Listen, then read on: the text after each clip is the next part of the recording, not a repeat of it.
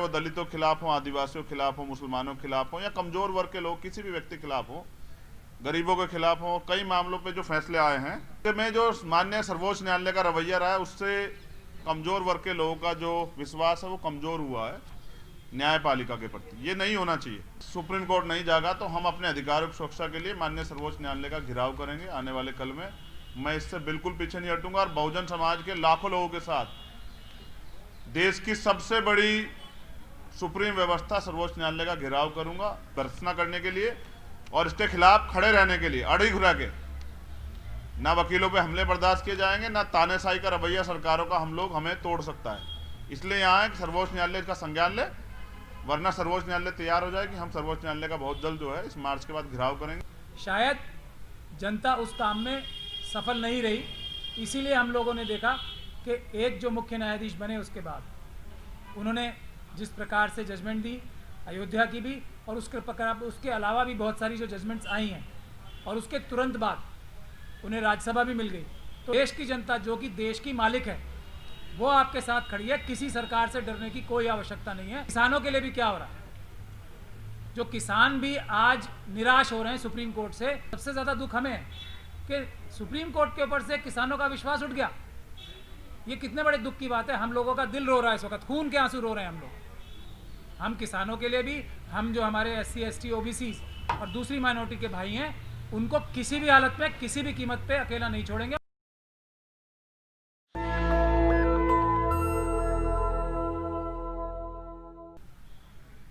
देखिए, लॉयर, अधिवक्ता, मैं खुद एक एडवोकेट हूं और मुझे इसका एक स्लोगन बड़ा पसंद आया। वो स्लोगन था एडवोकेट बॉर्न फॉर जस्टिस। तो ये इतना अट्रैक्टिव था कि इसने मेरे जीवन पे एक बड़ा असर डाला। Advocate, lawyer, born for justice. अब ये बड़े लंबे समय से देखा जा रहा है कि वकील अपनी जिम्मेदारियों को अदा कर रहे हैं। सिस्टम का एक बहुत मजबूत हिस्सा है एडवोकेट।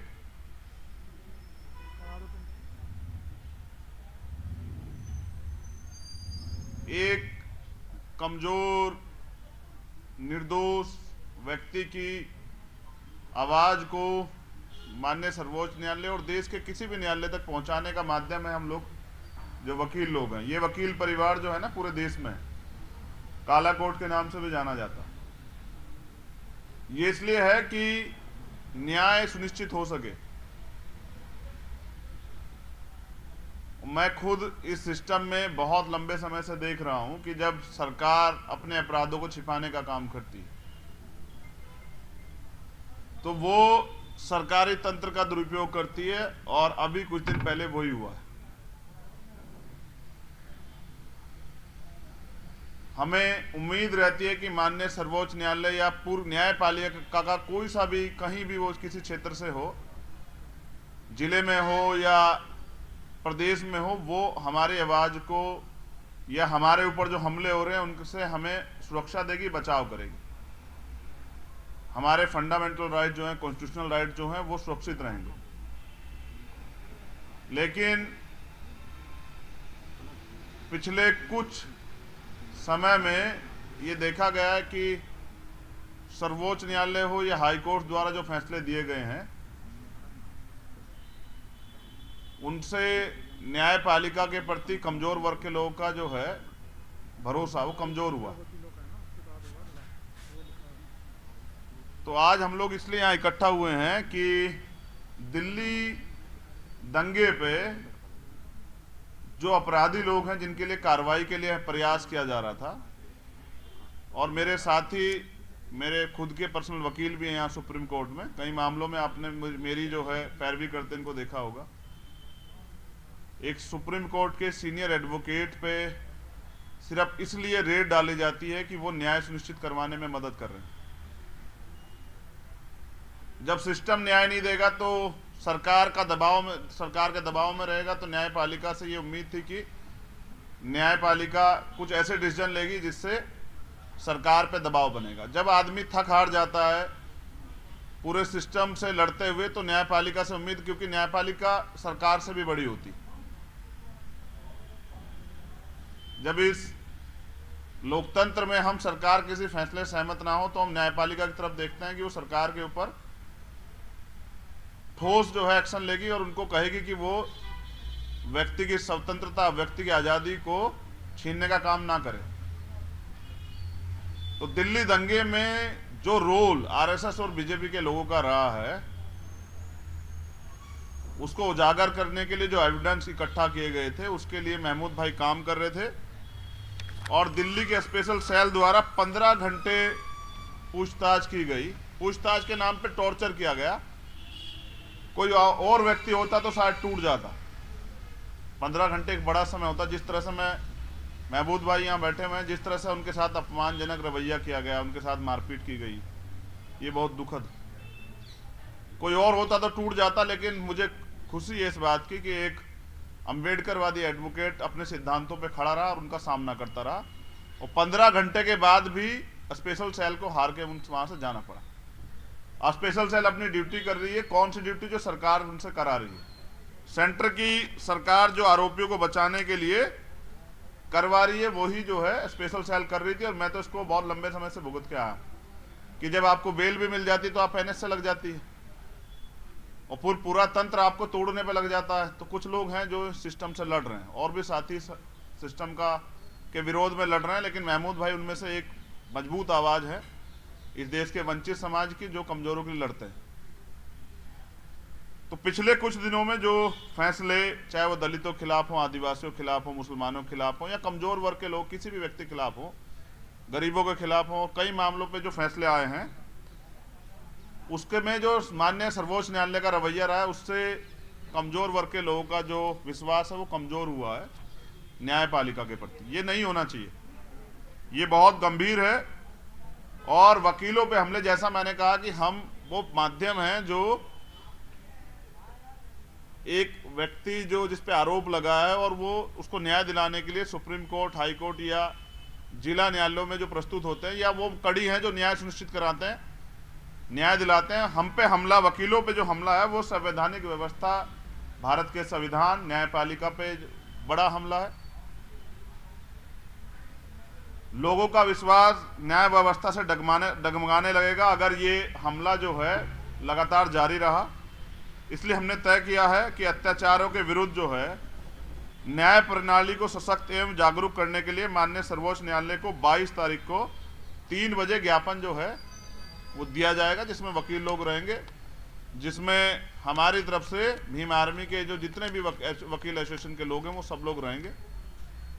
और मैं पूरी जिम्मेदारी से इस बात की गवाही भी हूँ कि मैंने वकीलों को हमेशा जो है वो न्याय के लिए लड़ते हुए देखा। आप सोचिए कि जब एक आम व्यक्ति, उस पर कितना दबाव होगा जब वकीलों के साथ ये दिल्ली में हो रहा है। तो जो जिले में जो वकील रह के अपराधों के खिलाफ या बड़ी बड़ी सरकारों के खिलाफ लड़ता है उसको कितने उत्पीड़न का सामना करना पड़ता, कितना दबाव, प्रेशर होता होगा।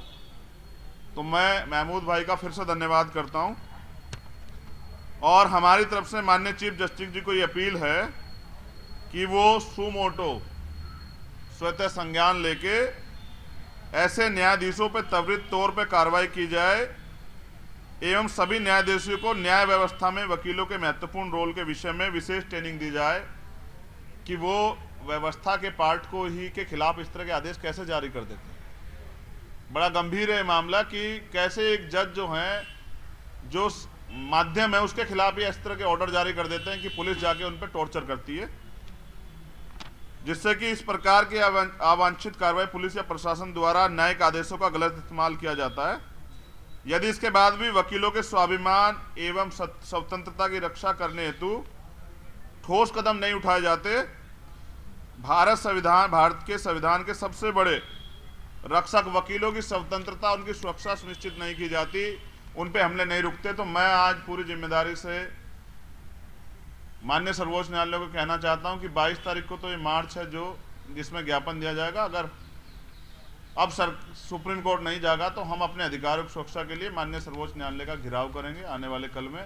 मैं इससे बिल्कुल पीछे नहीं हटूंगा और बहुजन समाज के लाखों लोगों के साथ देश की सबसे बड़ी सुप्रीम व्यवस्था सर्वोच्च न्यायालय का घेराव करूंगा।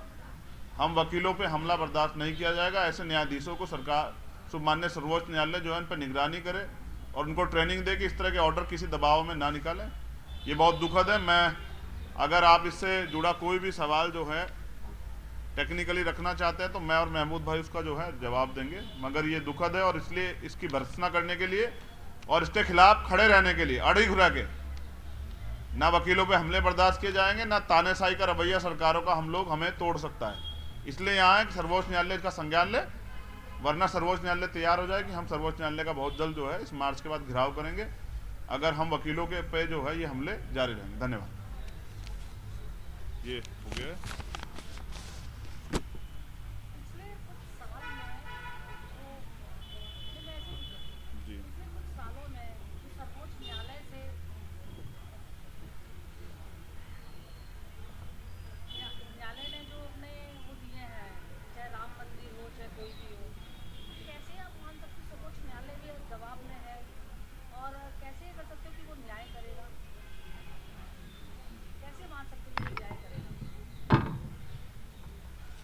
कि संविधान बाबा साहब डॉक्टर भीमराव अंबेडकर ने बनाया था, तो और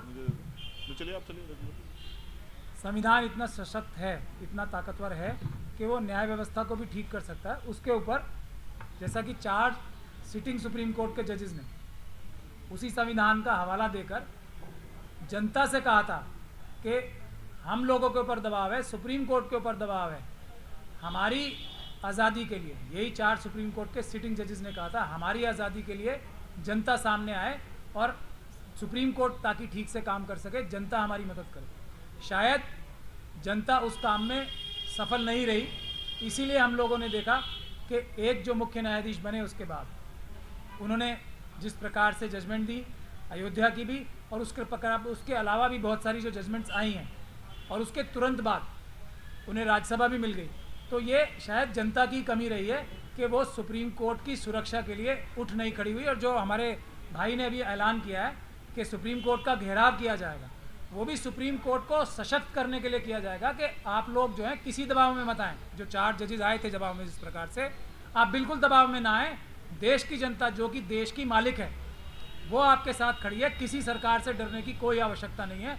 हम लोग इस नज़र से सुप्रीम कोर्ट का घेराव करेंगे। आज देखिए किसानों के लिए भी क्या हो रहा है, जो किसान भी आज निराश हो रहे हैं सुप्रीम कोर्ट से। तो इस सब का जो हम अधिवक्ता गण हैं, सबसे ज़्यादा दुख हमें है कि सुप्रीम कोर्ट के ऊपर से किसानों का विश्वास उठ गया। ये कितने बड़े दुख की बात है। हम लोगों का दिल रो रहा है इस वक्त, खून के आंसू रो रहे हैं हम लोग। तो वो सुप्रीम कोर्ट के ऊपर और भारत के संविधान के ऊपर जो बाबा साहब ने बनाया था उस पर विश्वास स्थापित करने के लिए सुप्रीम कोर्ट का घेराव भी किया जाएगा। ये तो 22 तारीख की सिर्फ एक झांकी है। हम किसानों के लिए भी, हम जो हमारे SC ST OBC और दूसरी माइनॉरिटी के भाई हैं, उनको किसी भी हालत में किसी भी कीमत पे अकेला नहीं छोड़ेंगे और सुप्रीम कोर्ट को मजबूत करेंगे अपनी ताकत दिखा के कि आप लोग निडर होकर फैसले कीजिए, हम सब पूरा देश आपके साथ।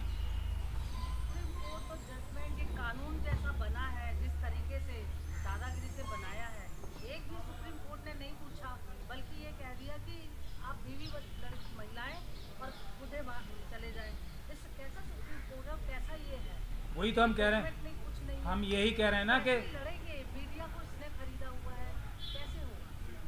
इसीलिए तो सुप्रीम कोर्ट का घेराव किया जाएगा कि सुप्रीम कोर्ट के जजेस जो हैं सशक्त महसूस करें, पूरा देश साथ खड़ा है उनके।